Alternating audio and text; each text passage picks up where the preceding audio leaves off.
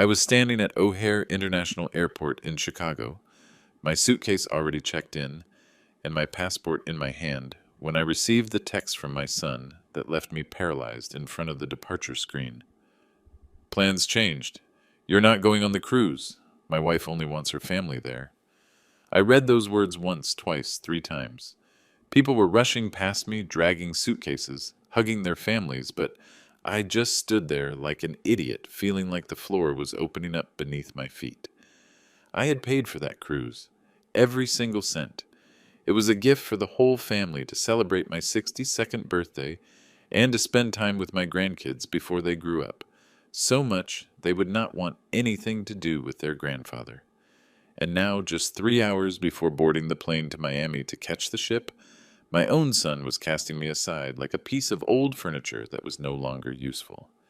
But before I tell you how I got to that bitter moment, and how all of this ended in something I never imagined, I want to ask you a favor.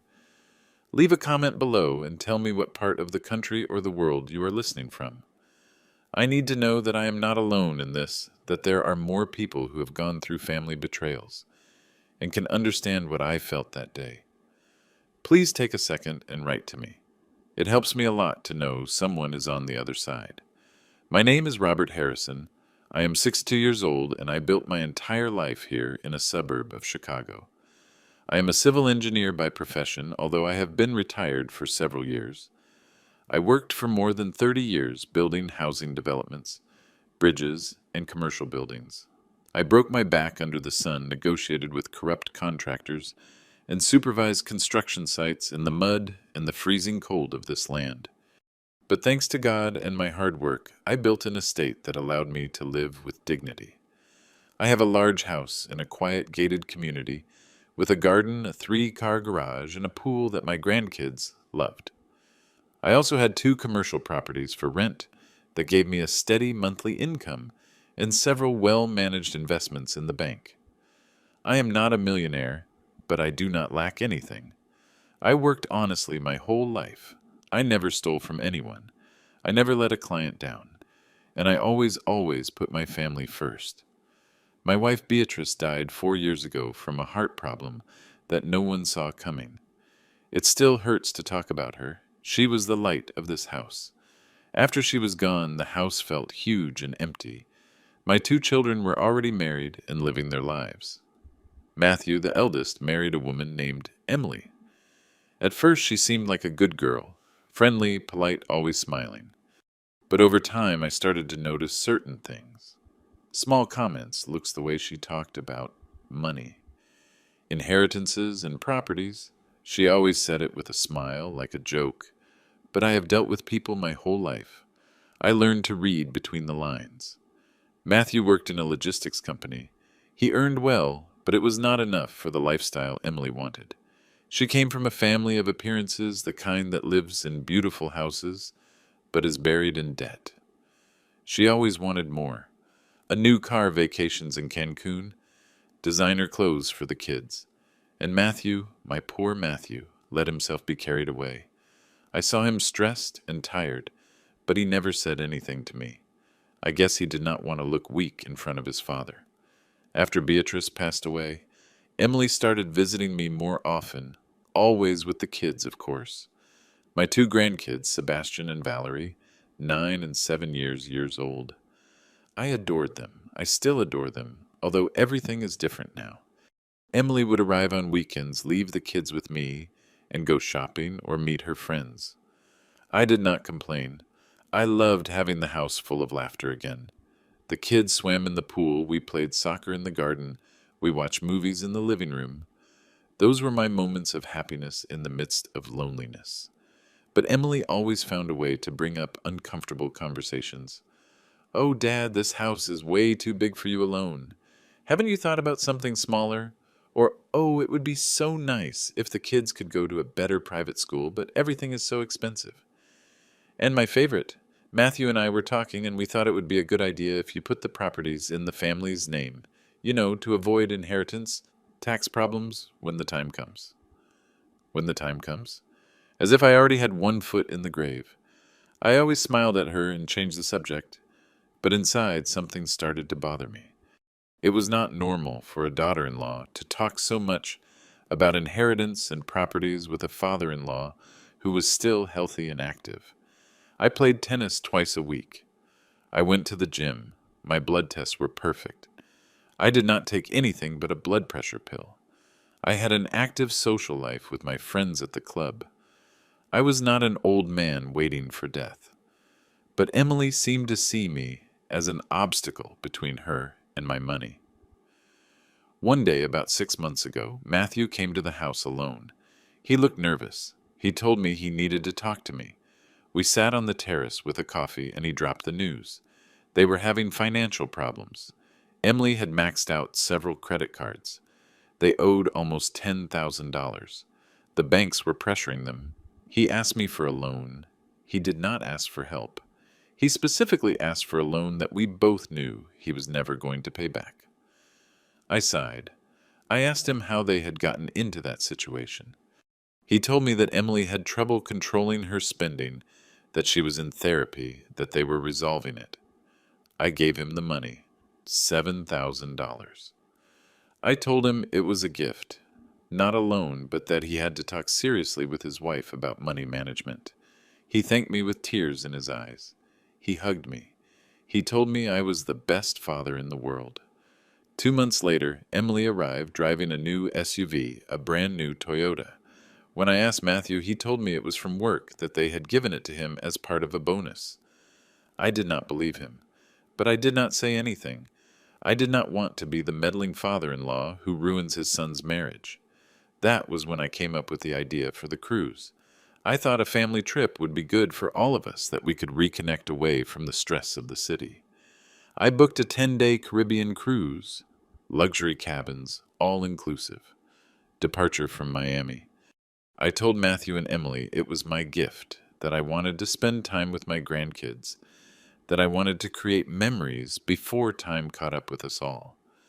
Emily got very excited. She started planning outfits, looking for excursions, and making lists of restaurants on the ship. Matthew seemed happy too. The kids were incredibly excited. I paid for everything in advance. Flights, cruise, excursions, travel insurance, everything. We are talking about almost $8,000 in total. But I did not care. It was my money, and I wanted to spend it on my family. What is the use of having money if you cannot enjoy it with the people you love? The weeks leading up to the trip were strange. Emily started acting different, more attentive to me, but in a fake way. She brought me food, asked me how I was feeling, told me I looked tired. Once she said, "Dad, aren't you afraid to travel for so long on a ship at your age? I've read that cruises can be dangerous for seniors. Falls on the stairs, heart problems from the heat." I laughed and told her I was stronger than many young people, but the seed of doubt was already planted in my head. One night a week before the trip, I heard Emily talking on the phone in the garden. I had gone down for a glass of water and saw her through the kitchen window. She was speaking in a low voice, but I managed to hear a few phrases. "Don't worry, it is all settled. When we get back, it will be different. The house is huge. Imagine I already talked to the notary." My blood ran cold. What house was she talking about? My house? And what did a notary have to do with it? I did not say anything to her, but I could not sleep that night. I lay there staring at the ceiling, wondering if I was paranoid or if something bad was really happening. The next day I hired a locksmith and changed all the keys to my house. I gave a set of keys to my daughter Danielle, who lives in Minneapolis, and with whom I have always had a better relationship. I told her about my suspicions. She told me to be careful, that Emily had always given her a bad vibe. 2 days before the trip, I received a call from the bank. It was my account manager, Mrs. Miller, who I have worked with for years. She told me that someone had tried to process a transaction with my account from a branch in the south of the city. They had presented an ID of mine and a power of attorney to transfer funds. But because my account has additional security measures, the transaction was blocked, and they called me to verify. I told them I had not given any power of attorney to anyone, that if someone tried to move money in my account, they should call the police immediately. Mrs. Miller told me she would check the security cameras at the branch. She called me 2 hours later. She told me that the person who had tried the transaction was a young woman, accompanied by a man. She sent me the photos by email. When I opened the message, I felt like I had been punched in the stomach. It was Emily, and the man with her was not Matthew. It was someone I did not know. A guy in a suit, young with the smile of a used car salesman. I did not say anything to anyone. I saved the photos. I called a lawyer friend of mine, Mr. Vance, and told him everything. He told me to put all my properties under a trust immediately, to change the beneficiaries of my life insurance, to protect my assets. We did it in 24 hours. Emily had no idea that I had already moved. The day before the trip, Matthew came to my house. He looked uncomfortable. He said we needed to talk. We sat in the living room. He told me that Emily thought I should stay home, that the trip was too tiring for me, that they could enjoy it more by themselves. I asked him if it was his idea or hers. He stayed silent. That was enough of an answer. I told him there was no problem, that I would stay. But then I said I wanted them to refund the money for the cruise so I could cancel my part and get something back. He turned pale. He told me it could no longer be canceled, that everything was paid as non-refundable. I told him that I would go anyway. Then, because I had paid for it, he got angry. He told me I was being selfish, that Emily needed a vacation without the pressure of taking care of an old man. Old man. That is what my own son called me. I got up from the chair and told him to get out of my house, that if I was a burdensome old man, then he should not count on my money anymore, that I would enjoy my retirement however I wanted. He left, furious. He slammed the door. That night I cried for the first time since Beatrice died, not because of the money, but because my son had betrayed me for a woman who was clearly manipulating him. And then the day of the trip arrived. I packed my suitcase anyway. I arrived at the airport. I checked my luggage. And that was when I received that message I told you about at the beginning. The message that changed everything. I stood there, phone in hand, watching happy families pass by. And at that moment, I made a decision. I was not going to be the victim of this story. I was not going to let them treat me like a fool.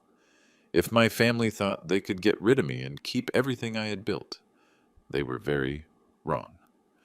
I left the airport. I did not board the plane. I let them believe I had stayed home sad and defeated. But I had other plans. For the next 10 days, while they were on that cruise that I paid for, I was going to move every piece of my life like it was a chessboard. I was going to protect what was mine. And when they returned, they were going to get the surprise of their lives.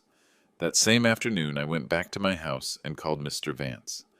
I told him I needed to speed everything up, that I wanted to sell the house, that I wanted to liquidate the commercial properties, that I wanted to transfer everything to accounts that no one else could touch. He asked me if I was sure about what I was doing. I told him I had never been more sure of anything in my life. I also hired a private investigator, a retired ex-cop named Ray, who a friend from the club recommended. I gave him the photos of Emily at the bank. I told him all my suspicions. I asked him to investigate everything he could about her and that mysterious man. He told me that in a week he would have information. During those days I felt strange, free, but also devastated. I was dismantling my life, the house where I had lived with Beatrice, where my children grew up, where my grandkids played.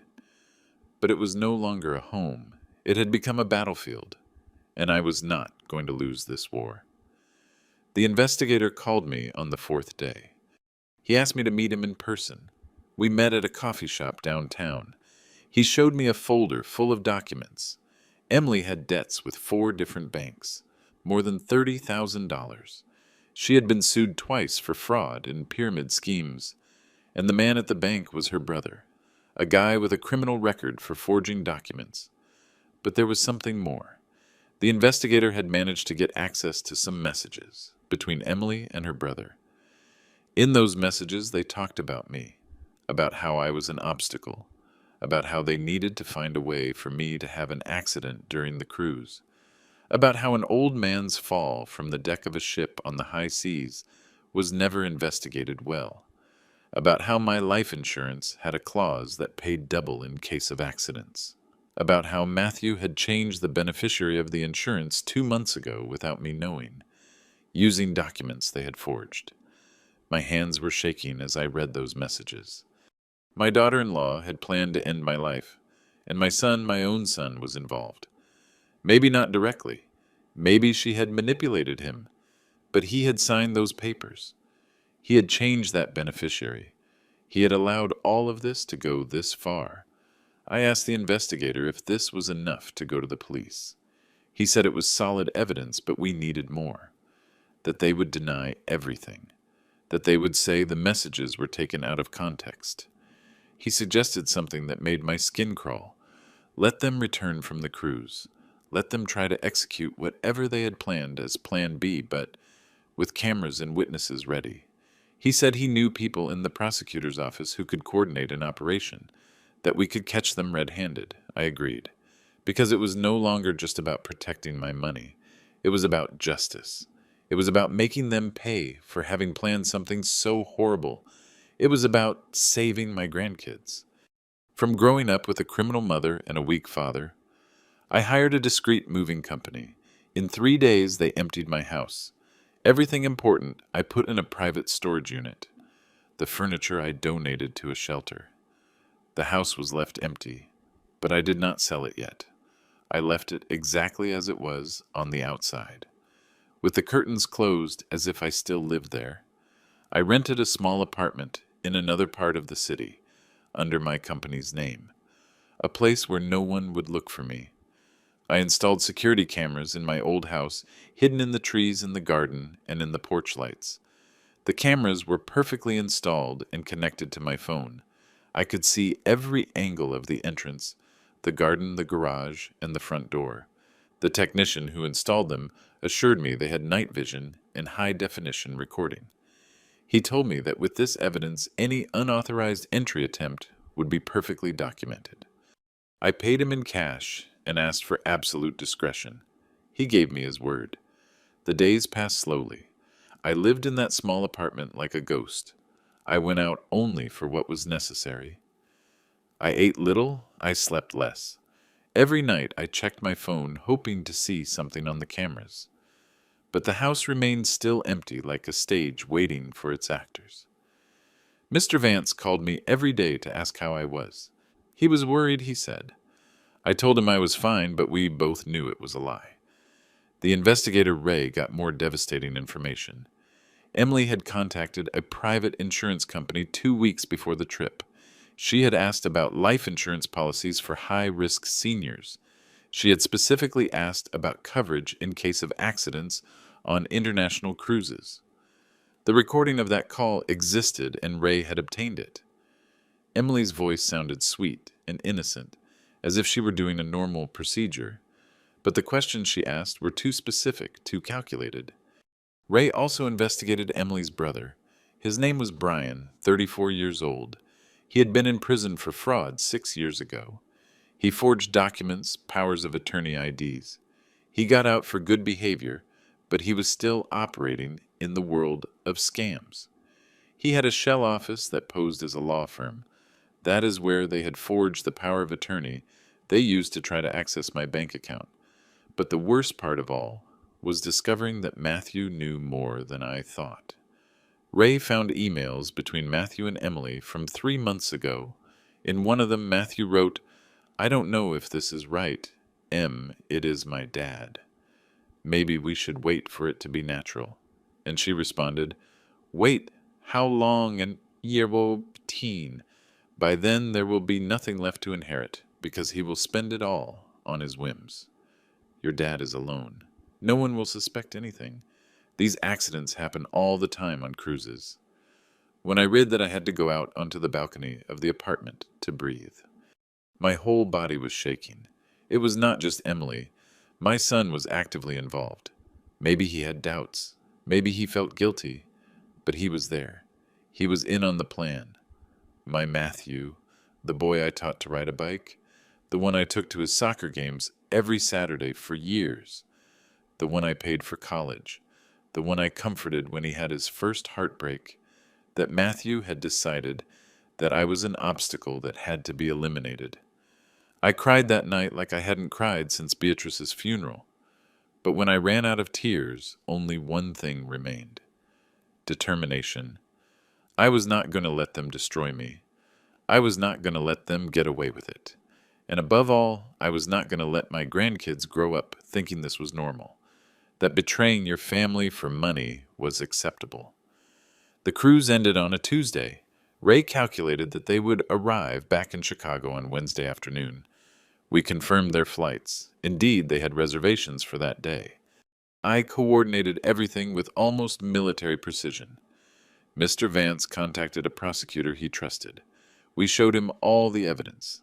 The prosecutor said it was enough to open an investigation, but that we needed to catch them trying something concrete. A threat. An entry attempt to the property. Something that could be documented as active criminal conduct. We installed more cameras inside the house. Hidden cameras in the living room, in my old bedroom, in the study. Microphones that would record any conversation. Ray coordinated with 2 police officers who would be nearby, ready to enter at the exact moment. Everything had to be perfect. On Tuesday night, I received a message from Matthew. It was a photo of them on the ship, everyone smiling. My grandkids in orange life jackets. Emily with huge sunglasses. Matthew with a beer in his hand. The message said, "It was an incredible trip, Dad. Thanks for the gift. We love you very much. We love you very much." The emptiest words I had ever read in my life. I did not respond. I left the message on read. I wanted them to wonder why I was not answering. I wanted them to start worrying, to realize that something was not right. On Wednesday morning, Ray called me. His contacts at the airport confirmed that the family had arrived. They had picked up their suitcases and left in a taxi. They were probably heading to their house first to drop off the luggage and rest. We calculated they would try to go to my house that same day or the next. I was ready. I stayed in the apartment watching the cameras on my phone. The hours passed. Noon came and went. The afternoon progressed. And then at 6:15 in the evening, I saw a car park in front of my house. It was Matthew's SUV. He and Emily got out. The kids were not with them. They had probably left them with Emily's mother. Emily rang the doorbell, once, twice, 3 times. No one answered, obviously. She took out her phone and dialed. My phone rang. It was her. I did not answer. I saw her on camera looking toward the windows, trying to see inside. Matthew tried his keys. He put them in the lock, but they did not work. I had changed the locks. I watched them argue. I could not hear what they were saying from outside, but the body language was clear. Emily was furious. She was gesturing, pointing at the house. Matthew looked confused and worried. He tried to call me. I did not answer him either. Then Emily went around the house, checking the windows.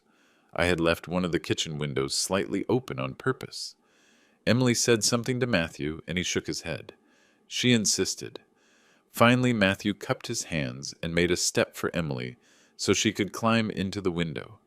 She climbed in and entered my house. B&E. First evidence recorded. The indoor cameras caught her perfectly. Emily entered the kitchen and stood paralyzed. The house was empty. Completely empty. She walked fast toward the living room. Nothing. She went to the study. Nothing. She ran up the stairs. She checked the rooms. All empty. Her screams could be heard on the microphones. "It can't be. It can't be. Where is everything?" She opened the front door so Matthew could come in. He entered and was just as shocked. "What happened here? Where is my dad? Where are his things?" Emily was on the verge of a nervous breakdown. She realized it. That damn old man realized and took everything he played us. He played us like fools. Matthew took out his phone and called me again. I let it ring. Then Emily snatched the phone from him and screamed into the voicemail. "Robert, I know you are listening to this. You can't do this. That house belongs to Matthew. Those properties belong to your family. You have no right to take what belongs to us. What belongs to us? As if my estate belonged to them. As if I were only an obstacle between them and the money I had earned with my work over decades. Ray was with me in the apartment watching everything on a laptop where we had the cameras synchronized. He looked at me and asked, "Do you want us to go in now?" I told him no, to wait a bit longer, that I wanted to see how far they were capable of going. Emily started searching frantically through the entire house. She opened empty drawers, she checked closets, she went to the study and started checking the filing cabinets. They were empty too. There has to be something, some document, something we can use. Matthew was sitting on the floor of the empty living room, his head in his hands. He looked destroyed, but not enough to stop his wife. Then Emily did something that made my blood run cold. She took out her phone and called someone. "Brian, we have a problem." "Yes, a big one. The old man disappeared and took everything." "No, he's not dead, you idiot. He's alive and he played us." "I don't know where he is." "Yes, check the hospitals, the hotels, anywhere. We have to find him. He has to sign those papers before it is too late." "What? No, we can't do that. It would already raise too many suspicions. Look, just find him. I'll take care of the rest." Ray looked at me with wide eyes.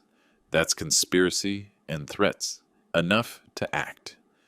He took his radio and gave the signal. In less than 3 minutes, 2 patrol cars and an unmarked car arrived at my house. 6 officers entered. I saw everything from the camera. Emily and Matthew were in shock when they saw the police enter.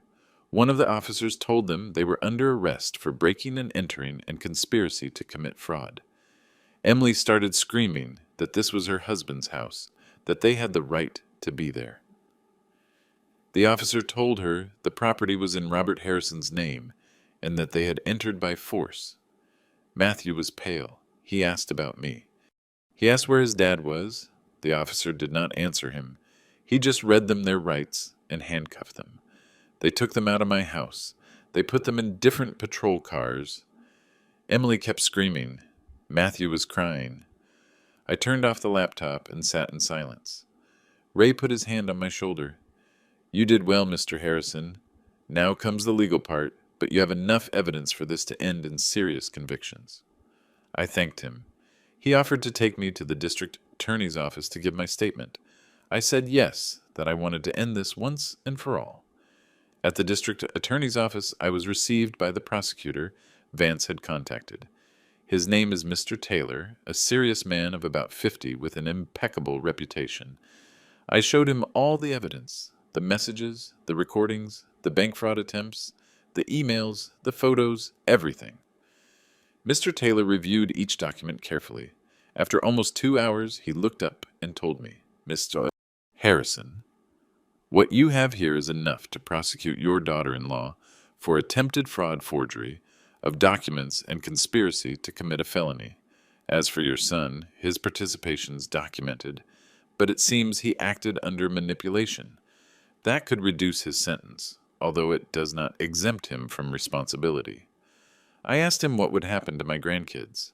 He told me that social services would evaluate the situation, that they would probably be placed under temporary custody of a relative while the case was resolved.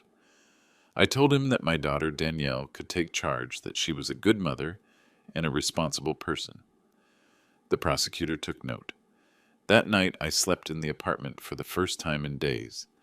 I did not sleep well, but at least I slept. I knew I had done the right thing, that I could not let them destroy me, that I could not allow that kind of evil to go unpunished. The next day, Mr. Vance called me early. He told me that Emily had asked for a lawyer, and that she was pleading not guilty to all charges, that she said the messages were taken out of context, that she had never planned to hurt me, that she was only worried about the family finances. Typical. Criminals always have excuses. Matthew, on the other hand, had asked to speak with me. He wanted to see me. He wanted to explain himself. The prosecutor asked me if I wanted that meeting. I said yes, that I needed to hear from his own mouth why he had done what he had done. The meeting was coordinated at the district attorney's office in an interview room with security cameras. I entered and saw my son sitting on the other side of a metal table. He looked gaunt with dark circles under his eyes, older than he was. When he saw me, he started to cry. "Dad, I'm sorry, I'm so sorry. I never wanted it to come to this. Emily convinced me that you were unwell, that you were becoming senile, that we needed to protect the family estate before you did something you would regret. She told me it was for your own good, that it was for the kids, and I believed her like an idiot." I stayed silent looking at him. I expected to feel something, pain, rage, but I only felt a huge void. When he told me about the life insurance, he said it was routine that all seniors updated their beneficiaries to avoid legal problems later. I signed the papers without reading them well. I swear, Dad, I didn't know she was planning that. When I found out on the ship, when I heard her conversation with Brian on the phone, I almost had a heart attack. I told her she was crazy, that I was not going to be part of that. We argued horribly. The kids heard us fight. I crossed my arms and asked him, "And why didn't you call me? Why didn't you warn me? Why didn't you get off that damn ship and come tell me the truth?" He covered his face with his hands.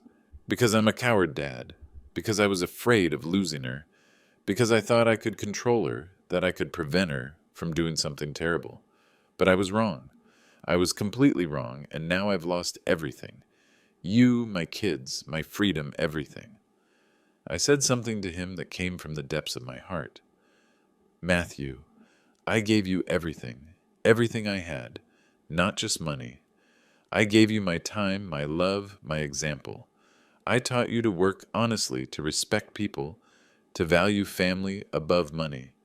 And you chose to betray me, not out of necessity, not out of desperation, but out of ambition, for letting yourself be manipulated by a woman who only sees people as objects to be used. I know, Dad. I know, and I hate myself for it. Every night on that cruise was a nightmare. I watched the kids playing in the pool and thought about what Emily had planned. I thought about how they loved you, about how Sebastian always asked when you were going to teach him to play chess, like you taught me, about how Valerie kept the drawings she made to give to you. And I knew that if something happened to you, those kids would grow up wondering what happened to Grandpa, and I would have to live with that lie the rest of my life. I got up from the chair. I could not keep listening to him. Not at that moment. "Matthew, your regret comes too late. You could have called me from the ship. You could have gone to the police when you discovered the truth. You could have chosen to do the right thing at any moment, but you didn't. And now you are going to have to live with the consequences of your decisions." I left that room without looking back. I heard Matthew scream my name, begging me to come back, but I kept walking. The guard closed the door behind me, and the sound echoed in the hallway like a period at the end of a sentence. Mr. Vance was waiting for me outside. He asked me how I felt. I told him the truth. I felt empty, as if a part of me had died in that room. But I also felt something like peace. I had done the right thing. I had protected my dignity. And above all, I had protected my grandkids from growing up in an environment of lies and betrayals. The next few days were a whirlwind of legal procedures. Prosecutor Taylor kept me informed of every development. Emily had hired an expensive lawyer, one of those who appear in TV commercials. They tried to discredit the evidence. They said the messages had been manipulated, that the audio recordings were not admissible, but the prosecutor had everything perfectly documented. Each message came with metadata. Each recording had certification of authenticity. And most importantly, Brian Emily's brother had been arrested too. Brian sang everything. When he saw himself cornered, he decided to negotiate. He offered the prosecutor a deal. He would give full testimony about Emily's plan in exchange for a reduced sentence. And he did it. He declared how Emily had contacted him 6 months ago, how she had told him they needed to access the old man's money before it was too late, how they had forged the power of attorney, how they had investigated the insurance policies, and worst of all, how Emily had obtained medications that could simulate a heart attack if mixed with alcohol. When I heard that in the prosecutor's office, I felt like I was running out of air. Mr. Taylor had to bring me a glass of water. He asked if I needed a moment. I told him no, that I needed to hear everything, that I needed to know exactly how close I had been to not returning from that cruise. Brian declared that Emily was carrying those medications in her bag during the trip, that the plan was to wait for the gala night when everyone drank champagne, that Emily was going to put the pills in my glass when no one was looking, that in a man of my age with the Caribbean heat, the alcohol, and those medications, the result would be an apparent heart attack. Fast, silent, no suspicions.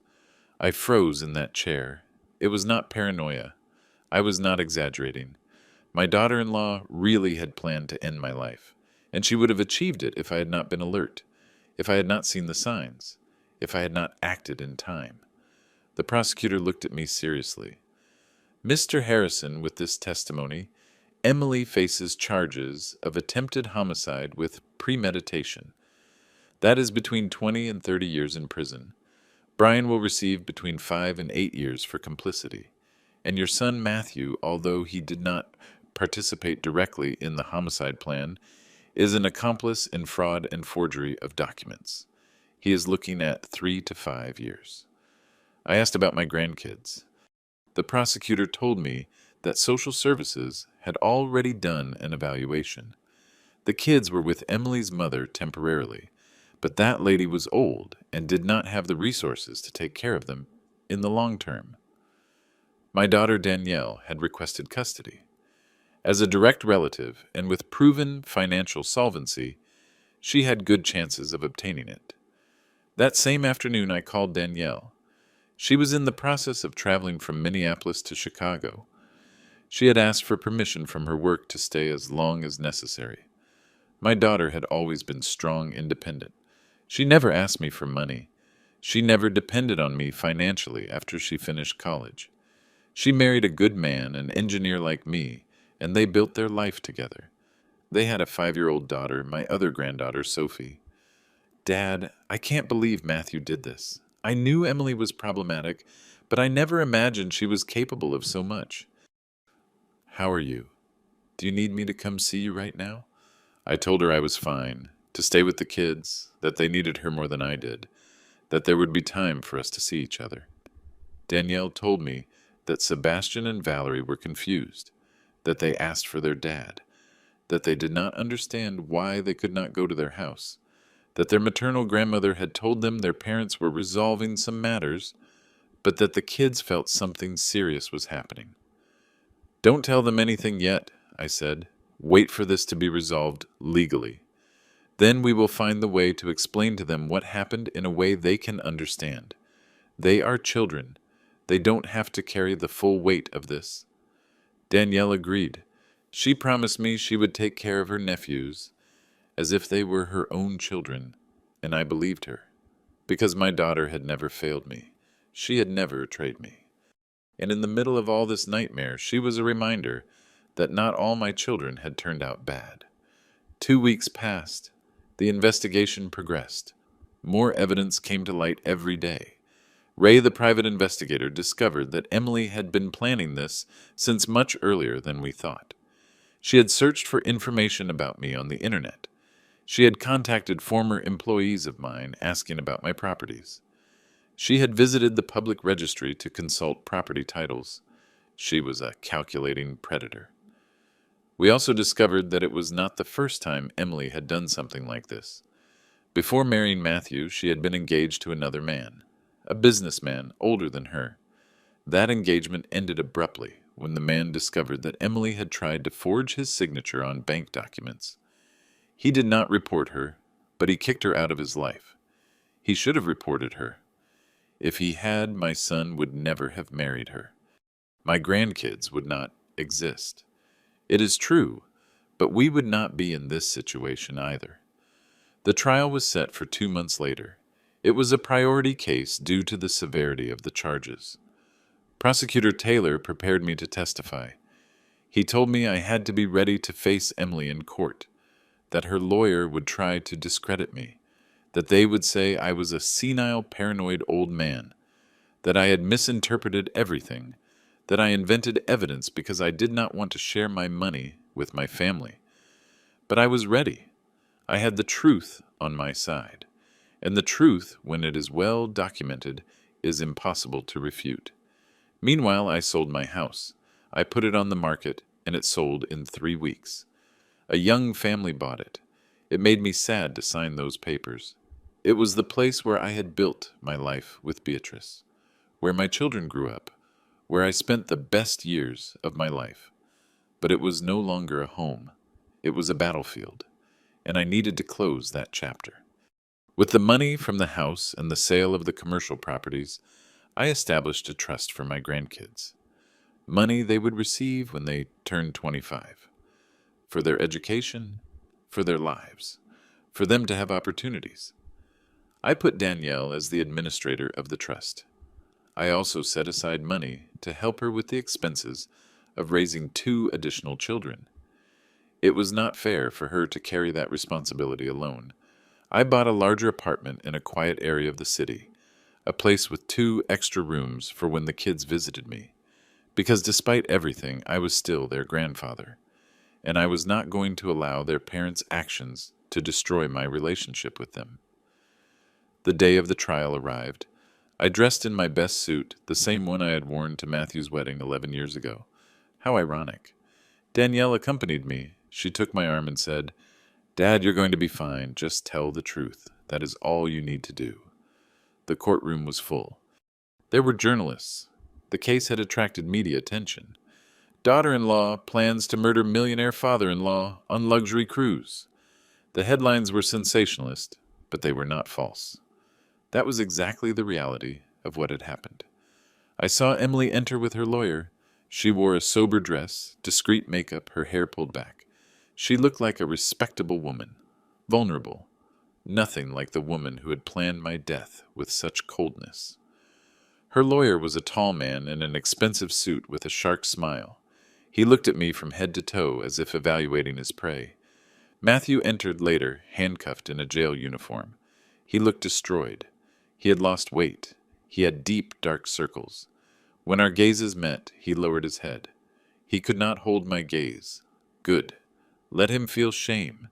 Let him carry the weight of what he had done. The judge entered, a man of about 60 with a serious expression. He asked for order in the room. The trial began. Prosecutor Taylor presented the case with surgical precision. He showed the messages, the recordings, the forged documents, the photos from the security cameras, Brian's testimony. Everything was there, clear, inescapable, devastating. Then they called me to the stand. I swore to tell the truth. I sat down and I felt the weight of all the eyes in the room. The prosecutor asked me questions about my relationship with Matthew and Emily, about the incidents that made me suspicious, about the cruise trip, about what I felt when I discovered the plan. I answered each question calmly, with clarity, without exaggerating, without dramatizing, just the facts. But when the prosecutor asked me, "Mr. Harrison, how did you feel discovering that your own family was planning to end your life?"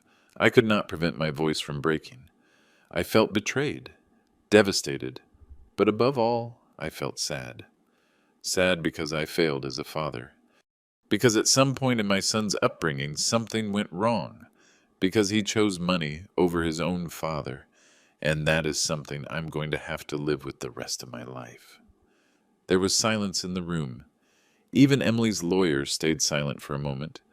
Then came the cross-examination. Emily's lawyer tried to discredit me. He asked me about my mental health, if I took medications for depression, if I had consulted a psychiatrist after the death of my wife. He hinted that maybe I had misinterpreted innocent conversations, that maybe I was a lonely and paranoid man who had built a fantasy of persecution. I looked him directly in the eyes and said, "Mr. Lawyer, I have all my mental faculties intact. I am 62 years old, not 90. I drive my own car. I manage my own finances. I play tennis twice a week. And the evidence presented in this trial is not a product of my imagination. They are real messages, real recordings, real documents. Your client tried to kill me. That is a fact, and no amount of rhetoric is going to change that." The room erupted in murmurs. The judge asked for order. Emily's lawyer had no more questions. I got off the stand and returned to my place next to Danielle. She squeezed my hand. Then Brian testified. He confirmed everything, every detail of the plan. Emily looked at him with absolute hatred, but he did not return her gaze. He was cooperating to save his own skin. He had no loyalty to anyone. Matthew also testified. His lawyer had negotiated for him to testify against Emily in exchange for a reduced sentence. Matthew went up to the stand, shaking. The prosecutor asked him if he knew about his wife's plan. Matthew admitted that he did, that he found out during the cruise, that Emily had confessed everything to him one night after drinking too much, that she told him if I did not cooperate with the financial documents, an accident would have to happen. "And what did you do when you heard that?" The prosecutor asked. "Nothing. I did nothing. And that is my fault. That is my shame. I should have called my father. I should have gone to the police. But I was paralyzed by fear. Fear of losing my wife. Fear of destroying my family. Fear of facing the reality of who the woman I married really was. And now, how do you feel?"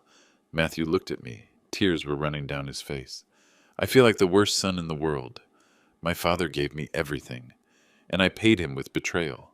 I don't expect his forgiveness. I don't deserve it. I only hope that someday my kids can understand that their father made the worst mistake of his life, but that he is paying for it, and that I hope they learn from my mistakes." Emily exploded. She got up from her chair screaming, "You're a coward, Matthew. This was for us, for our children. That old man owed us this. We worked for him. We took care of him. We deserve that money." The judge struck his gavel. The guards had to restrain Emily. Her lawyer was trying to calm her down, but she was out of control. She kept screaming, accusing me, saying that I was a miser, that I had abandoned my family, that I deserved what she had planned. It was the best gift she could have given the prosecution. Her emotional outburst destroyed any attempt to present her as a victim or as someone misinterpreted. She had just confessed in front of a judge and a room full of witnesses that she had planned everything, that she felt she had the right to my money, to my life. The judge ordered a recess. When we returned, Emily was calmer, but the damage was done. The closing arguments were brutal. The prosecutor painted a clear picture: an ambitious woman who manipulated a weak man to try to murder an innocent father for money. Emily's lawyer tried to argue that it had all been a misunderstanding, that the messages were just emotional venting, that there was never real intention to do harm. But it was too late. The evidence was overwhelming. The jury deliberated for 6 hours. When they returned, the room was in complete silence. The jury foreman stood up. "In the case of the state against Emily Aguirre on the charge of attempted homicide with premeditation, the jury finds the defendant guilty." Emily collapsed. Her mother, who was in the room, started to cry. But I did not feel anything.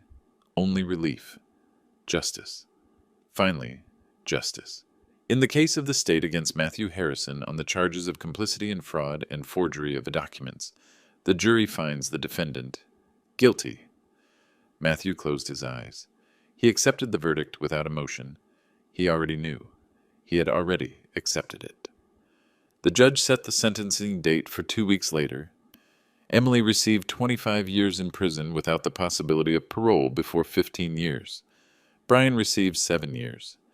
And Matthew received 4 years with the possibility of parole after 2.5 years for good behavior. When the trial ended, I left that room feeling a weight off my chest. Danielle hugged me. The journalists were waiting for us outside. Danielle told them we would not give statements, that we only wanted peace for our family. We left there. I returned to my apartment. I took off the suit. I made myself a coffee and sat on the balcony to watch the city. I had won. I had protected my life. I had achieved justice, but I did not feel victorious. I felt tired, old sad. That night, Danielle brought the kids to visit me. It was the first time I had seen them since all this started. Sebastian hugged me tight and asked, "Grandpa, why can't Dad come home?" I didn't know what to tell him. Danielle intervened and told him that Dad had made mistakes and that he had to fix them that it would take time, but that eventually everything would be fine. Valerie gave me a drawing. It was of the whole family together. Her Sebastian, Matthew, Emily, me, Danielle, her husband, and Sophie all holding hands under a bright yellow sun. My heart broke seeing it. "It's so you won't be sad, Grandpa," she said with her little voice. I hugged her and told her it was the most beautiful drawing I had ever received in my life. And it was because it reminded me that despite all the pain, all the betrayal, there was still innocence in this world. There was still pure love. And those children deserved to grow up in a better environment than the one their parents had given them. Danielle obtained permanent custody of Sebastian and Valerie 3 months later. She moved to a larger house in the city to be near me. I helped financially, but above all, I helped with my time. I picked up the kids from school, took them to the park, helped them with homework.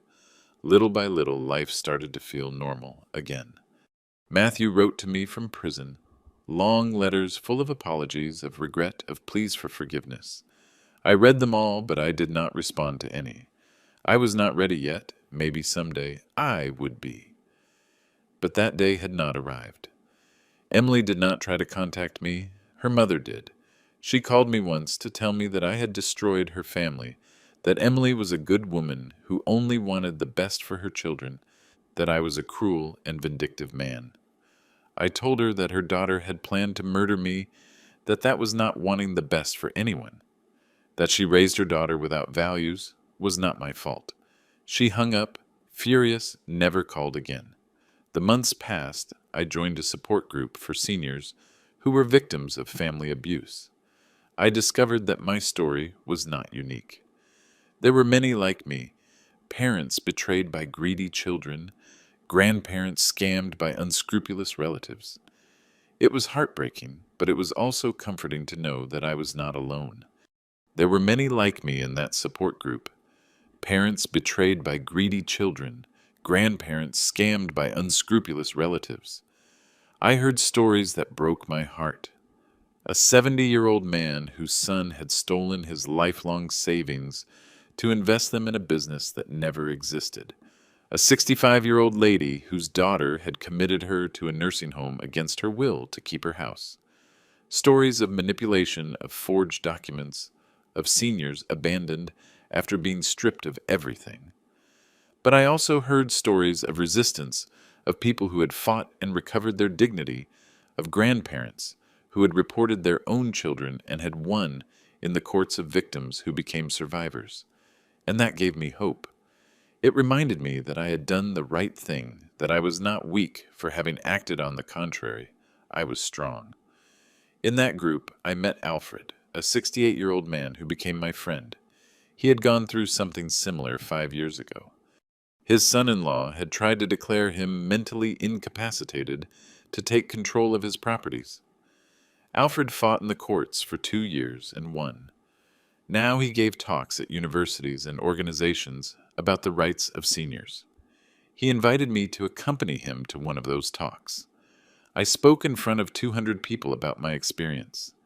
It was the first time I told my full story outside of the legal field. It was difficult.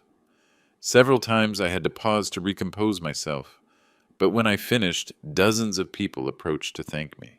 Some seniors who saw warning signs in their own families, some young people who promised to take better care of their parents, and some lawyers who offered to give free advice to seniors in vulnerable situations. It was then that I felt that my pain had a purpose, that what had happened to me could serve to protect others. So I continued giving talks, in community centers, in churches, and retiree groups.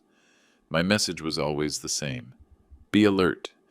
Know your rights. Protect your assets. Don't be afraid to defend yourself, even if the enemy is your own family.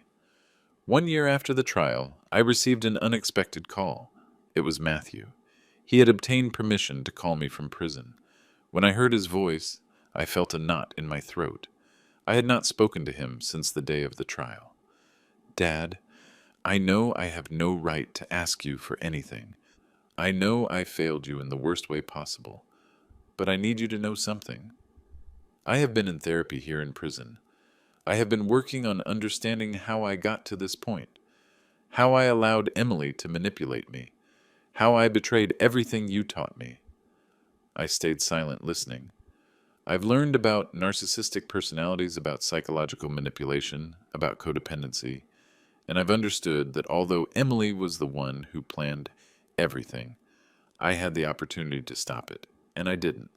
That is my fault. That is my responsibility, and I'm going to carry it the rest of my life. Why are you calling me Matthew? I asked him finally. Because I want you to know that I'm sorry. I'm really sorry. I don't expect your forgiveness. I only want you to know that your son, the one you raised, the one who loved you, that son still exists somewhere and is trying to find the way back to being a person you can be proud of. I closed my eyes. Matthew, I need time. A lot of time. What you did, what you allowed to happen, it almost cost me my life. And although I'm alive, something inside me died that day at the airport when I read your message. The trust, the innocence, the certainty that my family loved me unconditionally, that is not recovered with a call. I know, Dad, I know. I just wanted you to know that every day I work on being better for me, for my kids, and someday maybe for you. I hung up that call with mixed feelings. Part of me wanted to believe him, wanted to think that my son really was changing, but another part of me, the part that had been betrayed, could not trust so easily. Forgiveness is a long process, and I was only in the early stages. The kids kept asking for their father. Danielle and I had decided to be honest with them in an age-appropriate way. We told them that Dad had made serious mistakes, that he had made bad decisions influenced by Mom, that he was in a place where he had to reflect on what he did. We did not use the word prison with Valerie because she was too little. But Sebastian, who was already 11, understood more than we wanted to admit. One day, Sebastian asked me directly, "Grandpa, did my dad try to hurt you?" I froze. Danielle looked at me, waiting for my response. I decided to be honest. "Sebastian, your dad allowed someone to plan something very bad against me. I don't know if he really wanted something to happen to me, but he didn't do anything to stop it. And that is almost just as serious." "And then Mom," I sighed. "Your mom was the one who planned everything. She made very bad decisions moved by ambition and greed. But I want you to understand something important. None of this is your fault or your sister's. You are innocent children, and your parents' mistakes do not define who you are." Sebastian nodded with tears in his eyes. "Are you going to forgive them someday?" "I don't know, son. Forgiveness is complicated. But what I do know is that I love you and your sister with all my heart, and that I'm always going to be here for you. That will never change." He hugged me tight, and at that moment, I knew I was doing the right thing. That breaking the cycle of betrayal and teaching these children about honesty, dignity, and consequences was my new mission in life. 2 years after the trial, Matthew got out of prison on parole for good behavior. He had served 2.5 years of his sentence. Danielle called me to tell me that he wanted to see me, that he wanted to try to rebuild our relationship that he had changed. I agreed to see him, but not at my house. I met him in a neutral cafe. When he arrived, I almost didn't recognize him. He had aged with gray hair at the temples, deep wrinkles around the eyes, but there was something different in his look, something clearer, more conscious. "Dad, thanks for coming," he said, sitting in front of me. "I'm not here for us to reconcile, Matthew. I'm here because I need to close this chapter. I need to hear what you have to say and decide if I want you to be part of my life again." He nodded. "I understand, and I respect that. Dad, these 2 years served me to understand many things.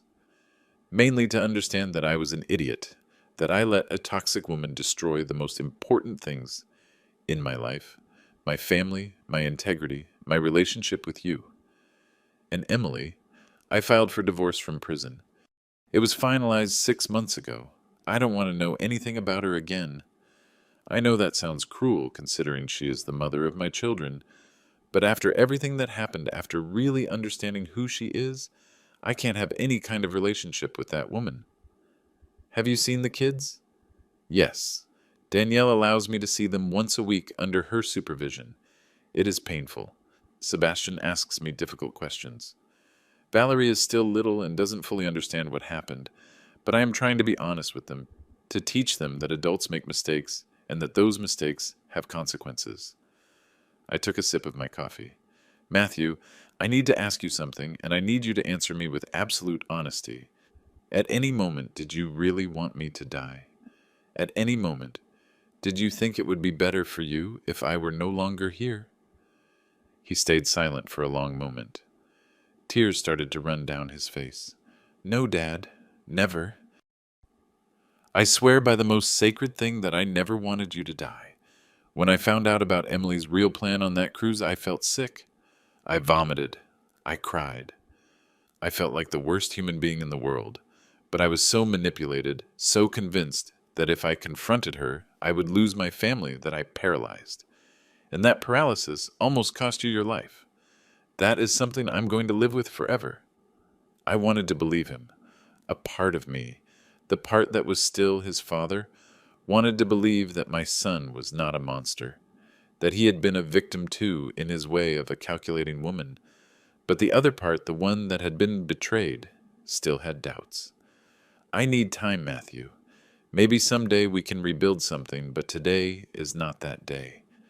Today, I can only tell you that I wish you the best, that I hope you really have learned from this, and that you be a better father to your children than you were as a son to me. He collapsed. He sobbed. I'm sorry, Dad. I'm so sorry. I got up from the table. I put my hand on his shoulder for a moment, and I left. The next few months were quieter. Matthew got a job in a construction company. Nothing glamorous, but it was honest work. He paid his child support religiously. He attended his weekly visits. Little by little, he was trying to rebuild his life. I continued with my talks on preventing abuse of seniors. The case had received quite a bit of publicity, and several organizations invited me to share my experience. I even published a small digital book with legal and practical advice for seniors on how to protect their assets and detect warning signs of family abuse. Alfred and I founded a small nonprofit organization called Dignity in Old Age. We offered free legal advice support groups and educational workshops. In the first year, we helped more than 200 people. Some cases were similar to mine. Others were different, but equally devastating. Each story reminded me of how lucky I had been to be alert, to act in time, to have the resources to defend myself. 3 years after the trial, I received a letter from Emily. It was handwritten from prison. I opened it with curiosity and some fear. The letter was long, several pages of tight handwriting. Basically, it was an apology. It said she had spent these years in intensive therapy, that she had been diagnosed with narcissistic personality disorder, that she finally understood the harm she had caused, that she did not expect my forgiveness, but that she needed me to know she was sorry. I read the letter twice. It sounded sincere, but after everything that had happened, after seeing how she had manipulated my son and planned my death with such coldness, I could not simply believe in her regret. Maybe it was real. Maybe the therapy really had helped her. Or maybe it was another manipulation, another performance. I didn't know. And honestly, I no longer cared. I kept the letter in a drawer and went on with my life. Sebastian and Valerie grew healthy and happy under Danielle's care. Sebastian was an excellent student. He was passionate about math and science. Valerie was more artistic. She loved drawing and dancing. Seeing them become good people despite everything they had lived through was my greatest joy. One day, Sebastian asked me if I would ever forgive his dad. I told him the truth. I don't know, Sebastian. Forgiveness is not something you can force. It has to come naturally. Your dad hurt me deeply. He betrayed my trust in the worst way possible, but I see that he is trying to change, that he is being a better father for you and your sister, and that gives me hope. Maybe someday forgiveness will come, but I can't promise it to you. Sebastian nodded with wisdom beyond his years. It's okay, Grandpa. I understand. I'm also angry with my dad for what he did. But Aunt Danielle tells me that anger only hurts us, that we have to find the way to let it go. I embraced him. Your aunt is very wise, and she is right. Anger and resentment are like poison. They consume us from the inside. But letting go does not mean forgetting, nor does it mean allowing them to hurt us again. It means simply not letting what happened control our present. 4 years after the trial, on my 66th birthday, my whole family gathered in my apartment. Danielle and her husband, Sophie, Sebastian, and Valerie. And for the first time since everything occurred, Matthew. Danielle had asked me if it was okay for him to come. I told her yes, that maybe it was time. The meeting was uncomfortable at first. Matthew was quiet, sitting in a corner, clearly nervous. But the kids included him naturally in their games and conversations, and little by little the tension dissolved. At the end of the night, after everyone had left but Matthew, he approached me. "Dad, thanks for allowing me to be here today. I know it wasn't easy for you." I looked at him. 4 years of personal work of therapy of consequences. They had changed my son. He was not the same weak and manipulated man from before. He had matured. He had grown. He had learned. "Matthew, I'm not going to tell you that everything is forgiven. I'm not going to tell you that we go back to being what we were before, because we can't. That father and that son died that day at the airport, but maybe we can build something new, something different based on honesty, on respect, on clear limits. I accept that, Dad. I accept any kind of relationship you're willing to give me, because I know I don't deserve even that. We all deserve a second chance, Matthew, but only one. If you ever betray my trust again, if you ever again prioritize money or comfort over family, there will be no third chance. Do you understand? I understand, and I promise you that it will never happen again." We shook hands. It was not a hug. It was not a complete reconciliation. But it was a beginning, a small step towards something like forgiveness. Today, as I write this and share it with you, 5 years have passed since that day at the airport. 5 years since I discovered that my family planned to kill me. 5 years of pain, of growth, of justice, and of healing. Emily is still in prison. She still has 10 years to serve. I have not heard from her again since that letter. Sebastian and Valerie never ask about her. It is as if she had been erased from their lives. Maybe that is for the best. Or maybe someday they will need to look for answers. When that moment comes, I will be there to support them. Matthew and I have a cordial relationship. We are not close like before. Probably we never will be. But we see each other in family gatherings. We talk occasionally, and he is a good father for his children, which at the end of the day is the most important thing. My organization, Dignity in Old Age, continues growing. We have helped more than 1,000 seniors in situations of abuse or risk. We have recovered millions of dollars in stolen assets. We have sent several scammers to prison. And above all, we have returned dignity and power to people who thought they had lost everything. What did I learn from all this? I learned that family is not always synonymous with unconditional love. That blood does not guarantee loyalty. That money can bring out the worst in people, even those who swore to love you. But I also learned that dignity is not negotiated.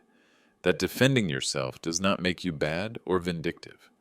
That setting limits, even with your own family, is an act of self-love, and that justice, although painful, is necessary. I learned that forgiveness is a process, not an event, that you cannot force it, that it is okay to take your time, that it is okay to put conditions, and that forgiving does not mean forgetting or allowing them to hurt you again. I learned that children are resilient, that with love, honesty, and support, they can overcome almost anything. Sebastian and Valerie are the living proof of that. Despite everything they live through, they are happy, healthy children full of dreams and hope. And I learned that it is never too late to reinvent yourself. At my 66 years, I found a new purpose, a new mission, helping others who are going through the same thing I went through, being a voice for those who feel they have no voice, a defender for those who feel no one defends them. If you are listening to this and you are going through something similar, I want you to know a few things. First, you are not alone. There are thousands, probably millions of seniors around the world who are victims of family abuse. It is more common than we think, and it is not your fault. Second, you have the right to defend yourself. It doesn't matter if the abuser is your son, your daughter, your son-in-law, your daughter-in-law, or any other relative. Your life, your dignity, and your estate are worth being protected. Don't feel guilty for taking legal action. You are not destroying the family. They destroyed the family when they decided to betray you. Third, document everything. Save messages. Record conversations if it is legal in your country. Take photos. Keep documents. Evidence is your best weapon. Without it, it is your word against theirs. And unfortunately, many times, justice does not believe seniors without solid proof. Fourth, seek professional help. A good lawyer specializing in family and estate law. A private investigator if necessary. An accountant who reviews your finances. Don't try to fight this battle alone. I didn't, and it was the best decision I made. Fifth, take care of your mental health. Seek therapy. Join support groups. Talk with trusted friends. This situation is emotionally devastating. Don't minimize it. Don't pretend you are fine if you are not. Asking for help is not weakness, it is wisdom. And sixth, don't lose hope. I know it is difficult when the person who betrayed you is someone you loved with all your heart, when it is the family you built. But there is life after betrayal. There is peace after pain. There is justice after injustice. I rebuilt my life. I found a new purpose. I have a wonderful relationship with my daughter Danielle and my grandkids. I have true friends who support me. I have a job that fills my soul, and I have the satisfaction of knowing that I did the right thing, that I did not let myself be defeated, that I fought for my dignity and won. There are difficult days, of course. There are nights when I can't sleep thinking about everything that happened. There are moments when I see other happy families and feel a pang of pain for what I lost. There are times when I wonder if I could have done something different to avoid all this. But then I remember that I'm not the villain of this story. I did not plan to betray anyone. I did not put money before love. I only defended myself. And that is not wrong. That is right. At my 66 years, I have learned that old age is not synonymous with vulnerability. That respect is not given automatically for being family. It is earned with actions. And that sometimes the family you choose is stronger than the family you got by blood. Danielle, her husband, and their children are my true family. Alfred and the friends from the organization are my chosen family, and together we have built something beautiful in the middle of the ruins of what I lost. If I could go back, would I change anything? Yes. I would have been stricter with Matthew when he was young. I would have taught him better to recognize manipulation. I would have given him more emotional tools to face toxic people. I would have investigated Emily better before accepting her into the family. But I cannot change the past. I can only learn from it and build a better future. And that is exactly what I am doing. So to you who listen to me, especially to the seniors who feel they are losing control of their lives, who feel that their family is pushing them to one side, who notice signs that something is not right, trust your instinct, protect what is yours, and don't be afraid to say no. Being generous with your family is fine. Helping your children is fine, but not at the cost of your security, your dignity, or your life.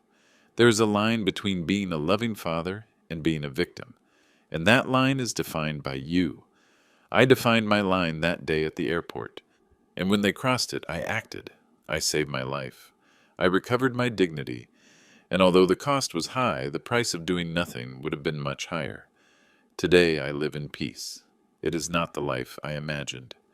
It is not the family I dreamed of, but it is an honest life, a life with dignity, a life where no one uses me, where no one abuses my trust, where I am respected, and at the end of the day, that is the only thing that really matters. Thanks for listening to my story. If it served you in any way, if it helped you open your eyes, if it inspired you to protect yourself, then everything I went through was worth it. Because I transformed my pain into purpose, my tragedy into mission, my trauma into strength. And you can do it too.